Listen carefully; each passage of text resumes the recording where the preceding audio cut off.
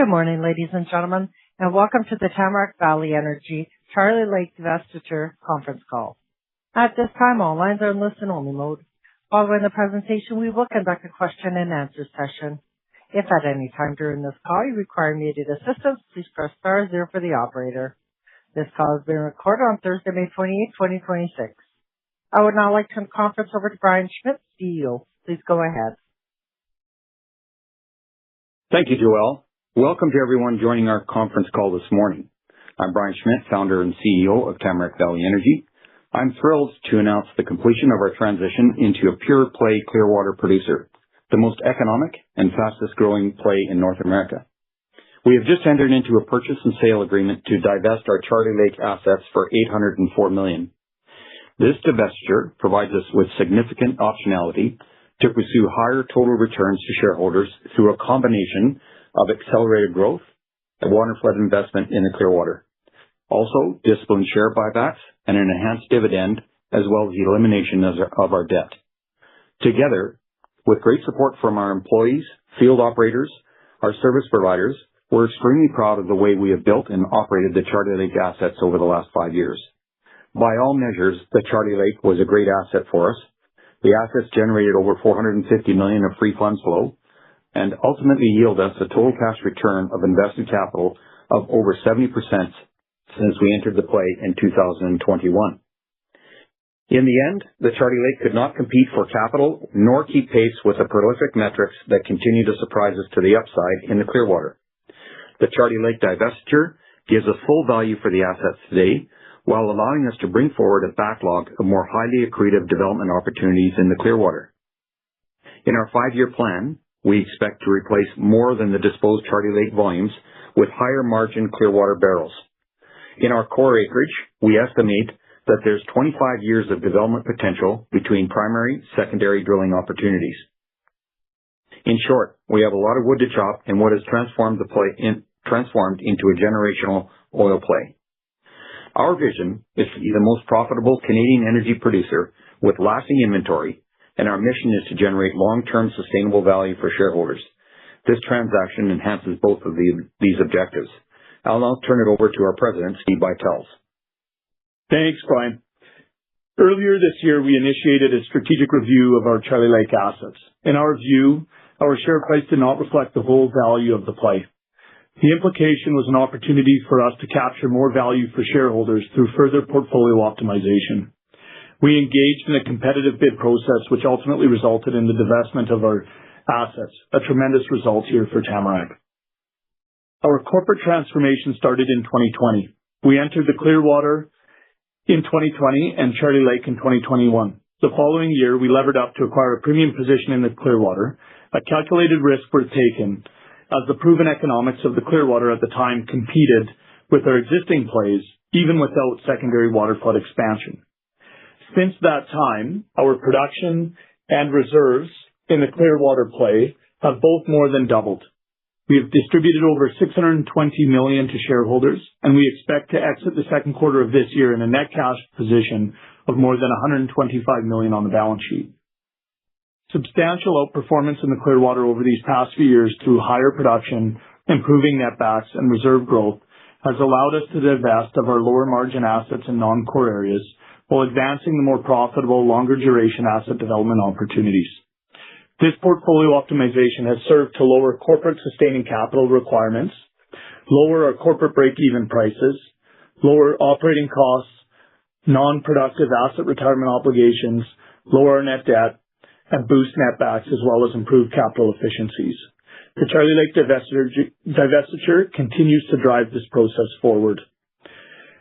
The company currently holds 200 million barrels of 2P Clearwater reserves with substantial running room for more growth and delineation to come.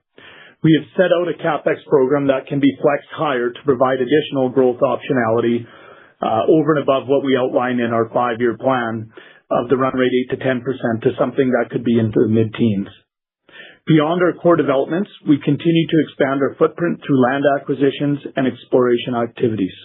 We have put together positions at Seal and Pelican Lake with prospective targets in the Wabasca and Clearwater formations.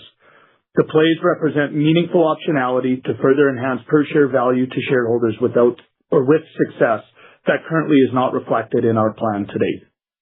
I will now turn it back to Brian for closing remarks. Thank you, Steve.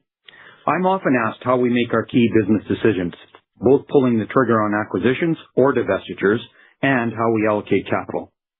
For A&D, we have been consistent. We ask ourselves, how does the transaction impact long-term debt-adjusted free funds flow per share? We bring in strategically aligned assets that improve our plan, and we sell assets if we can get a higher price than they are currently worth in our plan. For capital allocation, our focus is on maximizing per share value in the environment we're in. At different commodity prices, maximizing that value may be through organic growth or buying back shares. We do not control the price of what we sell, so we must always prioritize being a low-cost producer in the commodity business. Thank you to our shareholders, employees, service and capital providers, as well as the board for your ongoing support. I'll now turn it back to the moderator for questions. Thank you. Ladies and gentlemen, we will now begin the question and answer session. Should you have a question, please press star followed by the 1 on your touchtone phone. You will hear a prompt that your hand has been raised. Should you wish to decline from the polling process, please press star followed by the 2. If you are using a speakerphone, please lift the handset before pressing any keys. One moment, please, for your first question. Your first question comes from Jamie Somerville with Roth Canada. Your line is now open. Good morning, and thank you.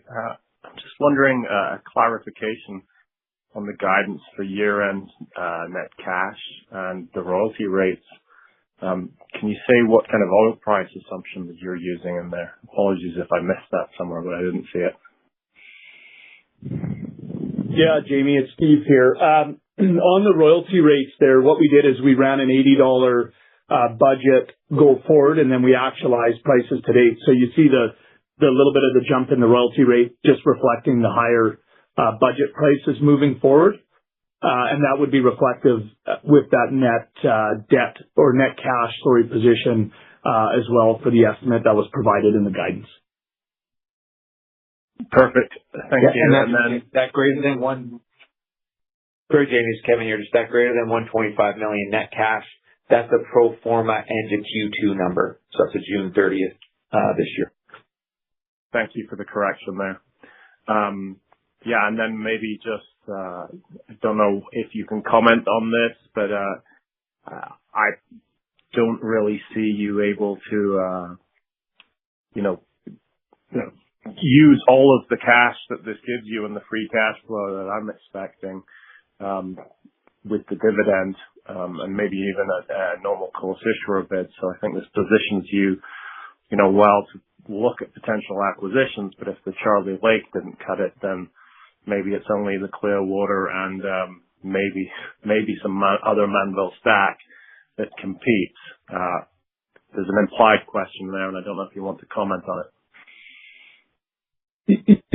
I'll start here, and Brian can add any color. But we did this, and we were pretty clear here that the Charlie Lake's a great asset and didn't compete anymore for capital within the opportunity set that the Clearwater has. And the Clearwater is a really advantaged asset in the sense that we can grow it while at the same time we're reducing decline through the water flood.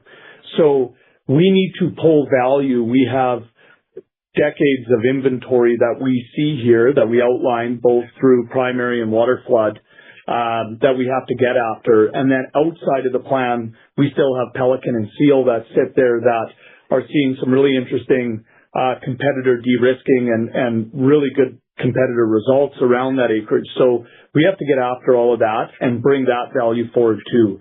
So at the end of the day, we felt that the current price environment lended well to moving off of the Charlie Lake.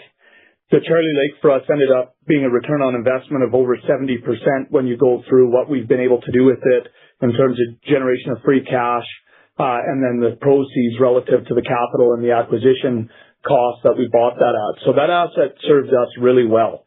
But going forward here with that opportunity set organically in front of us, that is going to be our focus. And again, we've got a pretty good history of being very disciplined in running that and making sure that anything we do is accretive to debt-adjusted free cash per share. And I think you nailed it earlier where there is a lot of free cash that this asset spins out, even with the dividend and the capital program range that we outlined through the 5-year plan. I think, if anything, we would look to potentially add more growth and accelerate that waterflood investment to bring more of that value forward quicker. Yeah, and I think I would add that if you kind of look historically what's been going on with the Clearwater, a couple of years ago we drilled 140 primary wells. We're down to 85 this year, something like that. And so the number of wells that you need to drill is going down, and we've got a great growth rate over those years. So with depending on how you measure, there's 1,700 to 2,100 wells in inventory. Stuff that happens beyond 10 years, it creates no shareholder value. We have to find a way to accelerate that, and this gives us some great optionality to pull that value, pull those wells forward to create value for shareholders. The waterflood, roughly in the areas that we're going to do waterflood, for every barrel of primary, you're going to get at least a couple of barrels of secondary. And so that's going to be a key focus for us is the organic growth that comes through drilling wells and waterflood. Thank you. That all makes sense, and definitely congrats. Thanks again. Thank you. Ladies and gentlemen, as a reminder, should you have a question, please press star 1. There are no further questions at this time. I will now turn the call over to Brian for closing remarks.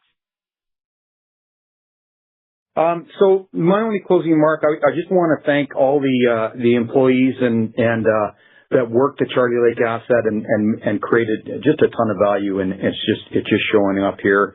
It's been a great asset.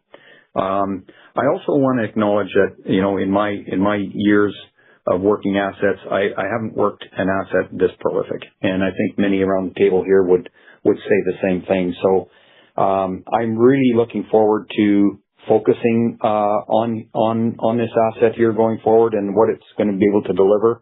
It's a once in a career opportunity that I think all of us enjoy right now. So thank you for all your support online, and we'll close it off there. Thank you.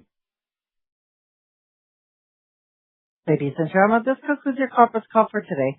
We thank you for participating and ask that you please disconnect your lines.